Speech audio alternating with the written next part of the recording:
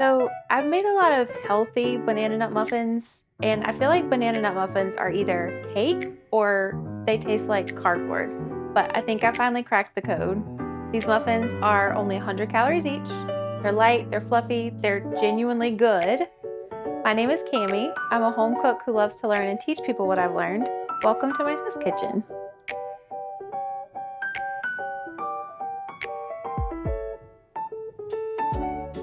Okay, first up, you're going to preheat your oven to 350 degrees Fahrenheit, and we're going to prep a pan.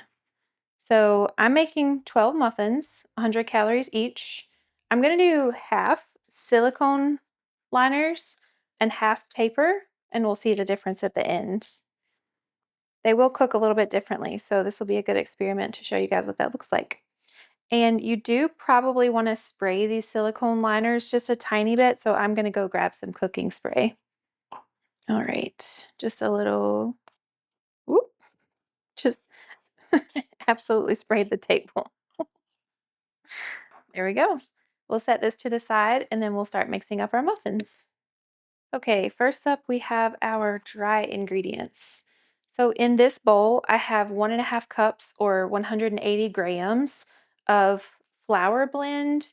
This is only if you're trying to make low calorie muffins. You can totally use all purpose flour. There's really no reason to use this unless you want these to be lower calories. This is just what I'm using today. It works perfectly fine with all purpose flour. I also have 1 teaspoon each of baking soda and baking powder in here. Went ahead and added that. And then we have half a teaspoon of table salt. Make sure you're using table salt because sea salt, table salt, coarse ground salt will not be the same amount of salt if you measure by teaspoon. Sprinkle that in there. And then we have 1.5 teaspoons of ground cinnamon. Might seem like a lot, but it makes a huge difference. It is delicious in this recipe. Give this a little bit of a whisk. Make sure it's well incorporated. This is an important step, by the way. It might seem like a waste of time or a waste of dishes, but you really do want your baking soda and baking powder and your salt to be well incorporated in your dry ingredients before you add them to your wet ingredients. All right, set that to the side and we'll get our wet ingredients and mix those. All right, we have our wet ingredients here. I'm drying off my egg because I did not take my egg out to come to room temperature. I had it resting in a bowl of warm water for the last hour. So that's a nice little hack if you always forget to bring things to room temperature. Okay, now for our wet ingredients. We want 330 grams of these bananas. This should be about 4 bananas, but these bananas were pretty small, so it might take a little bit more than that. That's 355. We only need about 330 to 340 grams. So I'm actually going to take a little bit of this out. There we go. Perfect. 338. That'll work great. I'm going to go wash my hands and clean this up. I'll be right back. Okay, in this bowl we have 338 grams of very, very ripe banana. This is the perfect way to make banana nut bread, though. It's delicious. We are going to add butter. We have 2 tablespoons or 28 grams of unsalted butter.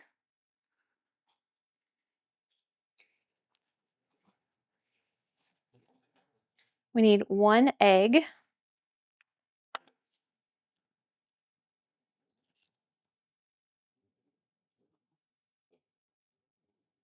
Then we need 2 teaspoons of vanilla extract. And something a little unique about this recipe is the small amount of sugars. This is only a few tablespoons each of brown sugar and granulated sugar. I think that's what makes this recipe very special. A lot of banana nut muffins and banana bread are so cakey that they're just overly sweet and it feels like you're eating dessert. I really wanted these to be a muffin and to feel healthy, but still be delicious. And I think that's what this accomplishes. A lot of banana, a little less sugar. So first up, we have 3 tablespoons or 36 grams of light brown sugar, and then 2 tablespoons or 24 grams of granulated sugar. All right, and we're gonna mash all this together. And my favorite way to do this is actually with a potato masher.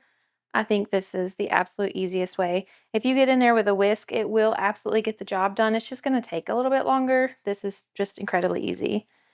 So just a few mashes and everything will be mixed.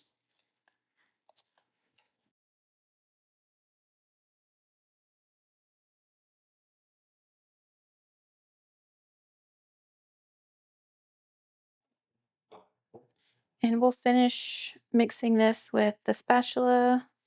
It's pretty well mixed already, but make sure the egg is nicely incorporated.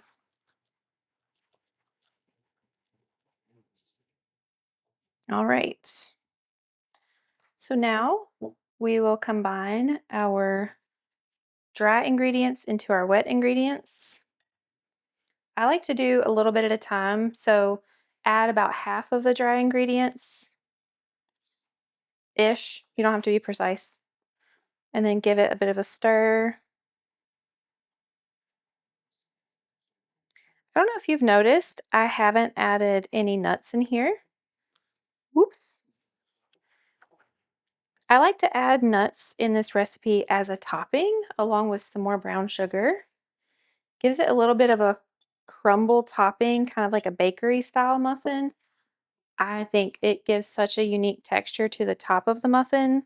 So then you have a super light and fluffy interior and then a crunchy, sugary topping.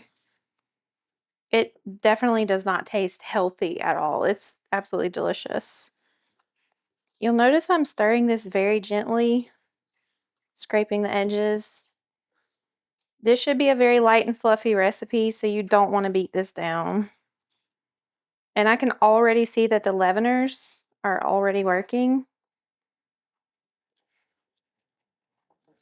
I'm starting to see some air action. And then as soon as you stop seeing pockets of flour, you want to stop mixing.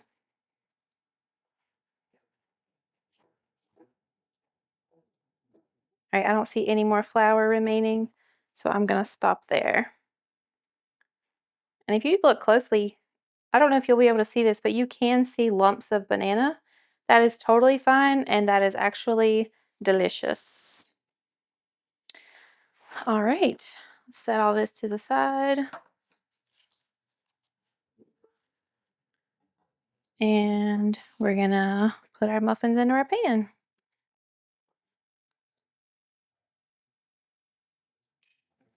This is a 1.5, I believe, tablespoon cookie scoop. It has the scoop in the inside of it has a paddle on the inside of the scoop to easily make things fall out. I don't know how to say that properly. We'll need 2 scoops in each, and you want them to be flat. You don't want them to be heaping. So scrape it on the side and then plop it out. And 2 scoops in each. You know, it's also delicious. You can also do 1 scoop of muffin and then a sprinkle of brown sugar in the middle and then another scoop of muffin. Then you have almost a cinnamon cake texture in the middle of your muffin. That is delicious. I do that with my bigger bakery style muffins.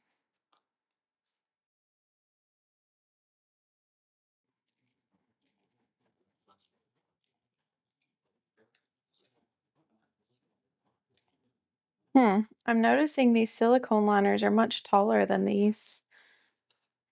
I'm curious to see how that affects how they bake. The materials are also different, so that will affect how they bake a little bit too.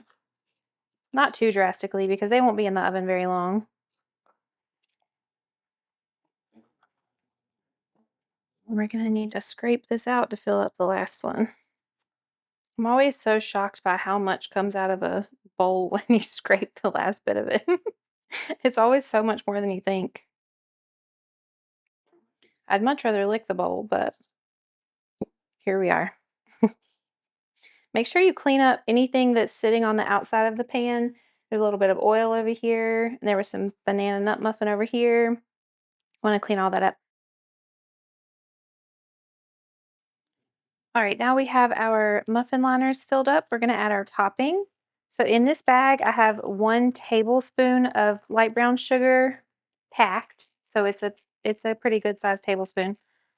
And then I have 28 grams of crushed walnuts, but these are not small enough for me. You'll see some bigger ones in here like this and this one. I want these to be pretty small. I want this to be more of a crumble topping. I don't want any huge pieces of walnuts. So I'm going to take a second and just smash some of these up.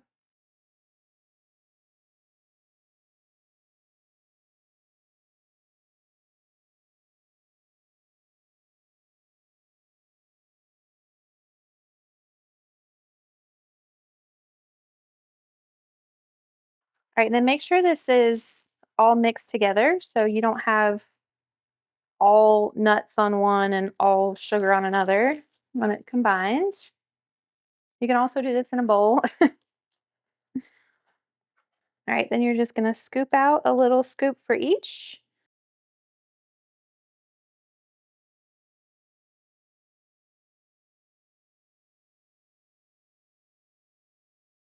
Sprinkle it on top.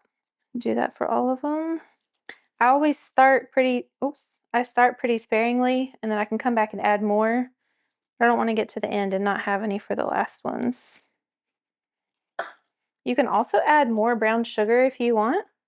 I was just trying to keep these to 100 calories each, you know, for the catchy title.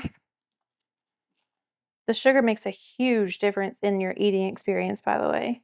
The fluffy muffin, and then you get to the top and you've got some crunchy walnuts that are roasted in the oven. Oh, roasted nuts in the oven. Yes, so good. All right, I'm just gonna go back and check which ones I didn't fill up very well. Just add a little extra. And some of these end up with more sugar, some end up with more walnut, but that's okay. As long as it's not too drastic. All right, we'll go put these in the oven. These take about 15 to 17 minutes to bake. I believe mine took exactly 16 minutes last time, but I'll come back and confirm when they're done baking. Oh, these already smell so good. Alrighty. These are done. We're just gonna let them cool. They look so good. This kitchen smells unbelievably amazing right now.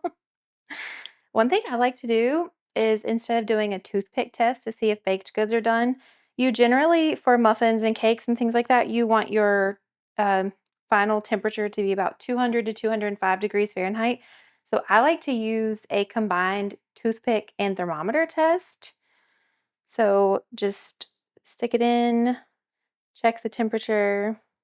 They're cooled down a little bit now, but you want them to be between 200 and 205 degrees Fahrenheit. And then as you pull it out, you can also check to see if you have any wet batter left on the thermometer. If so, it's not done. So a bit of a double check so you don't have to guess anymore. All right, I'm gonna let these cool. You really wanna let them cool for 15 minutes or so before you dig in. The trapping in the steam as they're cooling down will help retain moisture so they don't dry out too fast. But waiting that long is going to be kind of difficult, but you can do it. Wait. Oh my God, they smell so good. Okay, we'll be right back. All right, now for our taste test. These have been cooling for a while. We did some B-roll shots of these.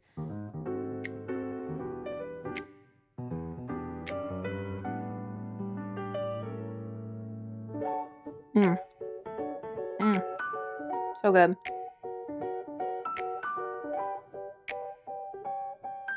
They're so light and fluffy.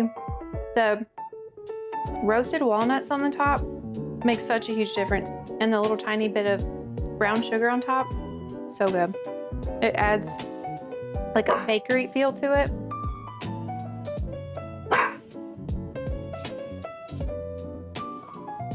don't know if you can hear Weasley barking, but he's pretty fed up with all the baking and shooting today. Oh my God, these are so good. The bottom is really good, but the top is just unbelievable. These are really, really good. I will say, I left these sitting in the pan for a while to cool. I was taking pictures and videos of it. I would not recommend that. It makes the very bottom of the muffin almost a little bit stodgy because they hold too much moisture while they're cooling. So cool them in the pan for a couple minutes, take them out and put them on a cooling rack, and the texture will be perfect. Either way, they're really delicious. I can't stop eating these. I hope you make these. I hope you enjoy them. Leave a comment and let me know what you thought. Let me know if you have any questions or feedback. And I'll talk to you soon. Bye.